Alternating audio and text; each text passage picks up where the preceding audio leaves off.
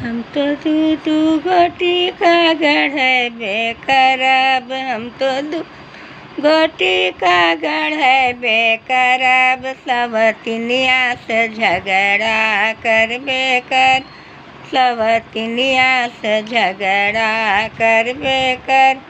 पिया आई हैं छोड़ावे जुलुफिए धर, उनकर झाड़ू से लक्षण उतारबे कर, कर झाड़ू से लक्षण उतारबे करब। हम तो दू गो झुम गढ़बे करब, एगो पेन में एगो बाकस में रखबे कर, तिनिया से झगड़ा करबे करब, सवतिनिया।